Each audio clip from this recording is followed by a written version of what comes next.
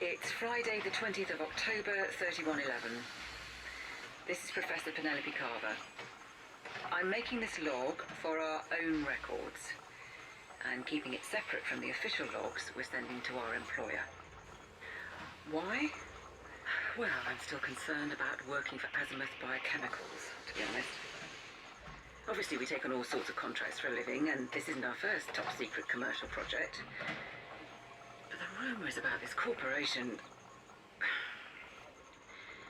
Anyway, my people can handle anything, I'm sure. Azimuth are certainly paying well for our skills, I'll give them that. And those debts of mine aren't going away by themselves.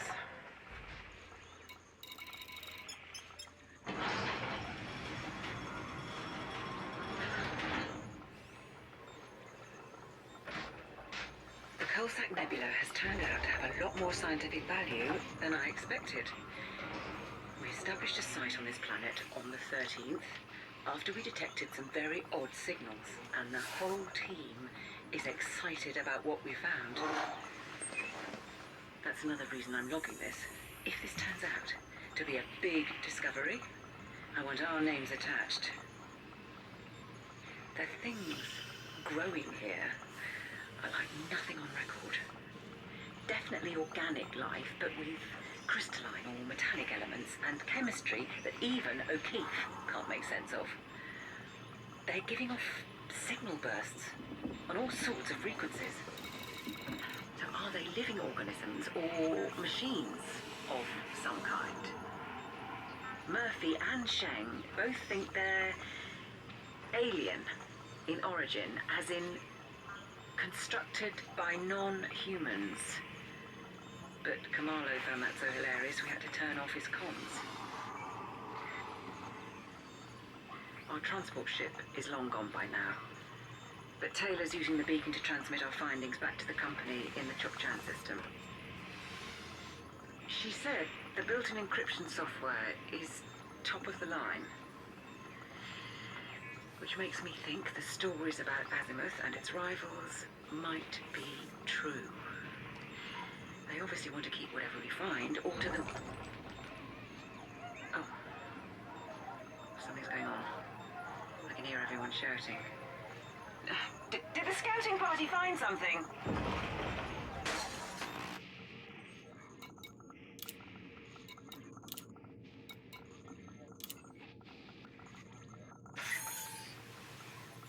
This is Professor Carver, 27th of October, 3111.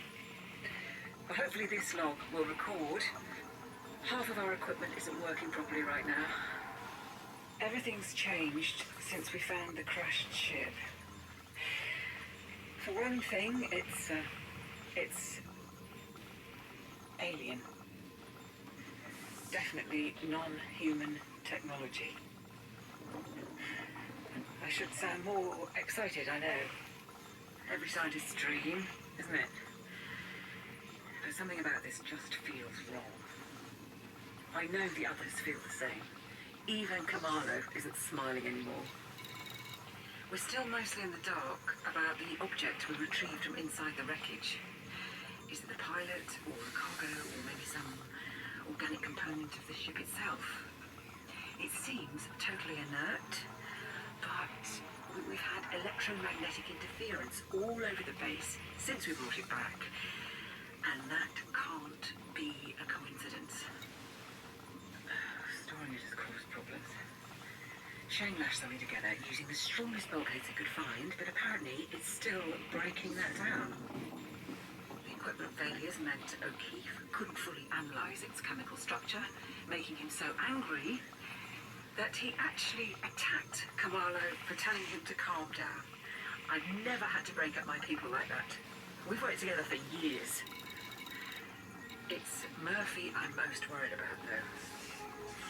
He can't tear himself away from those growths on the surface. The stones, he calls them. Like the Neolithic standing stones on Earth. We keep finding him out there in his suit, standing under the jet black sky, staring at them. He won't tell us why. We've been sending back reports, but Taylor just relayed a message that made my blood run cold.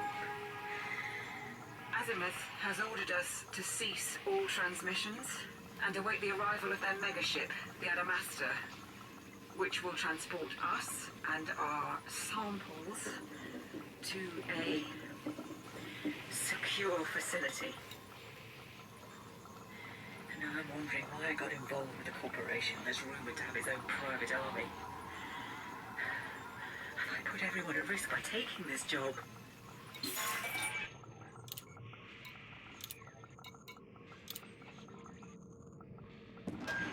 I'm going to try making this log again. While the data drives are still functioning, they could go again at any time. Nothing works properly anymore. Especially not us. It's the 30th of October. The object in our storage cage has become noisy. I have a suspicion it's even noisier on infrasonic frequencies, which would explain why everyone is on a knife's edge and unable to sleep. I would ask Mahmoud to do some studies, but he's in the infirmary after his run-in with Kamano. God, I've never seen my team like this. What's wrong with them? But that's not the important thing. I don't think the ship that crashed was alone. As yesterday, O'Keefe came bursting in through the airlock like a pack of wolves was after him. He said there were lights shining down on the growths and on Murphy, who was just standing there. He couldn't make out where they came from, only that the nebula above us seemed to be moving. He said the night was opening up like a giant mouth. I don't know where Taylor's got to, so I tried the comms beacon myself and found a message saying the Adamastor has arrived in the system. That should be a relief. But actually it twists my gut. What are Azimuth going to do with the thing we found? And what are they going to do with us?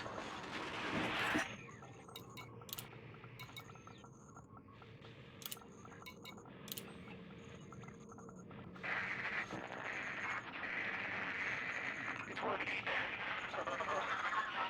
Link is working. Can anyone hear me? Is anyone still back at base? This is... I don't remember. I'm not... Dominic Murphy. That's who I am, yes. This is Dr. Murphy reporting. I'm a geologist, part of Professor Carver's planetary survey team, but I think they're all dead. I was hunting with the stones when the Sidewinders arrived. I watched them come down like birds with broken wings and lights flickering on and off, just like the base had been for days. There were soldiers everywhere with rifles and armored suits. I think they loaded the cage onto one of the ships, which took off again, just about. And then a few of the soldiers. I saw the flashes inside the buildings. Gunfire. Something exploded. The main comms relay, I think. But then came more lights. Strange lights, like that rippled like snakes, and darkness again, opening up in the sky.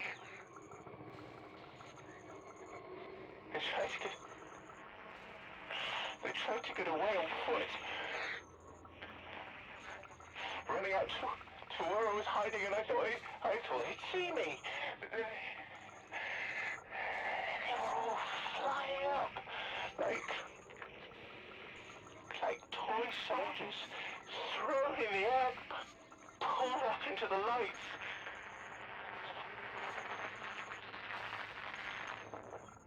Now it's just us. Me and the stone. They're all I can hear. Much louder now, but not hurting like people's voices used to. Loud, but far away. So